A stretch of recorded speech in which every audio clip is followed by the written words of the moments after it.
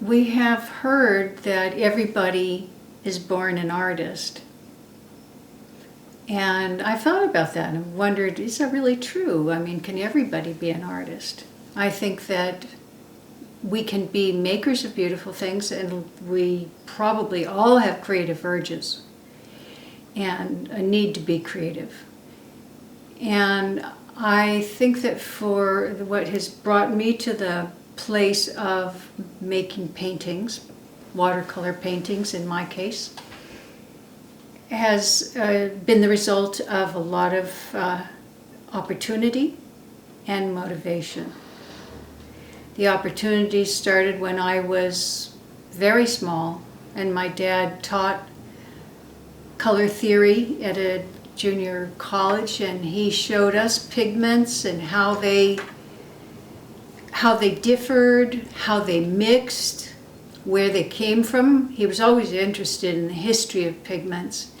And we went to art museums and we looked at how artists used pigments. Dad was an interior designer, so he was really interested in how color combinations went together. And we would look at paintings and talk about the color combinations. We talked about how they were composed and why this particular drama was created by a composition in a painting. Matter of fact, going to museums is the way we have always celebrated the family coming together, and we still do. That's our special time, going to museums together. Our parents encouraged us to be creative. They always said, please don't buy me anything. I just want you to make me a card or make me something that you like to do. And so they really held to that. There wasn't any wavering, so we were always making things. And at Christmas time, we'd make 20 of something and give them all away. So in my many crafts, my many things I've made included weaving, which was a really nice one. I even dyed my own wools. I knit. I have embroidered. I have done needlepoint. I've done photography many years. I've made clothing. I've worked on the interior in my house. It's just wherever I could, I used my creative skills, and that was always encouraged by my family. And then about 15 years ago, I was teaching third grade, and my school had enough money to hire an artist to come in and teach the kids. And she taught them watercolor. And the first lesson, which was about the color wheel and so on, I went off and corrected papers. But then the second lesson, she taught them to mix colors to make a brown to create a tree. And I just dropped the work at my desk and said, where's your paper? And drew myself a tree and started doing what the kids were doing. And I thought, oh, this is something I could do. I had never had confidence in being able to draw. In fact, I didn't have any art classes behind me, but I had gone to, my major in college had been art history. And through art history, which is the history of the world, through the art of the world, I'd seen a lot of art. And I kind of had a sense of what a lot of different people had done to express themselves. So, also at that time, my father had finally taken up watercoloring. He retired really late from being an interior designer, and the family had always encouraged him to paint. And so I thought, I could probably do that. And I began to take classes, and I took a lot of different classes. I found that painting is not nearly as easy as many teachers say it is. In a watercolor class, they'll often say, all you have to do is zip, zip, zip, and you have this beautiful painting. And I didn't have that experience at all. I just had a lot of messes. But when I sat down and very carefully worked out my subject, and if I loved my subject, then I found that I could make a painting that was worth looking at. And so I've been working at that for about 15 years, and I've been very consistent with it. I find a lot of motivation to paint because it's something difficult to do, and I have some skill in it, and I can make some nice paintings, and it makes me feel like there's something I've accomplished in my life that is meaningful. And it's something I can share with my family and my friends, and that's very enjoyable. As I said, creativity was always held very high in my family. Some people say that they paint because they have to, or paint because they're passionate about painting. And neither of those statements would express what I feel. For me, it's more like wanting to solve a problem.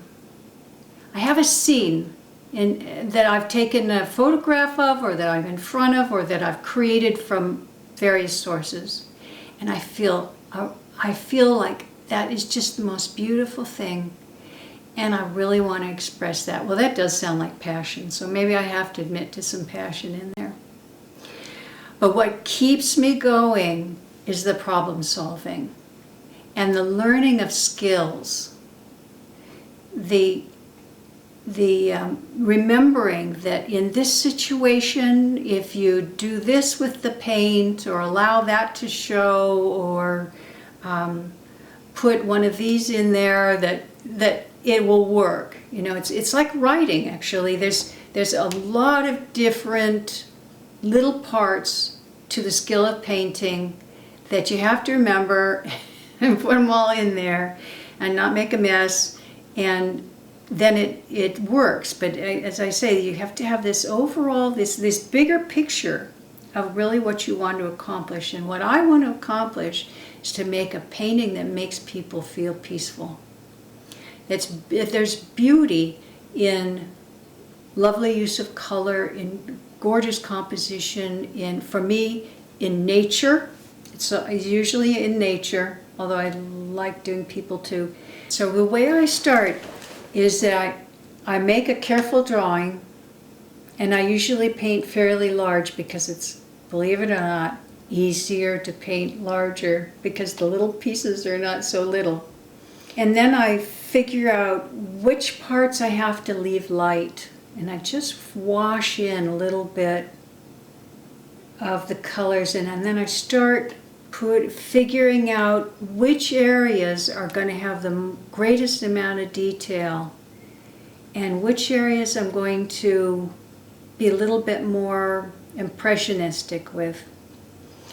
And taking the painting through its various stages to a finished painting can take a lot of self-reflection, a lot of observation. There's lots of stop places along the way. And thank goodness I have a mentor, because she helps me edit what I've done. She helps me see my stuck places. She helps me with teaching me the skills I need to know to get past them. I made this composition from a number of different photographs that I had taken. And I like this kind of curved V, and I love the light coming down through. I was careful to preserve the light places, and I was careful to create movement through the riffle in the water. Remember, this is a two-dimensional piece of paper, and I am doing my best to create 3 dimensions here and a sense of liveliness. Often I'll put in a bird or a child or something like that to create the life, but here It's the riffle in the water, the reflection of these trees down in the water. For me, a painting should bring me to a place of peace. I want the beauty of it to give me a respite from my busy life. I want it to help me exhale. Because when I look at a painting on a wall, that's just what I do. I find a resting. I feel a lowering of my heartbeat. And I think that's what beauty does for us. And that is my goal in painting. And I really appreciate your watching this and listening to me talk about my process. I'm just an ordinary person, but I have had opportunities and I do have motivation. And I think that's what's made the difference for me. Please come and visit my website and the shows that I have.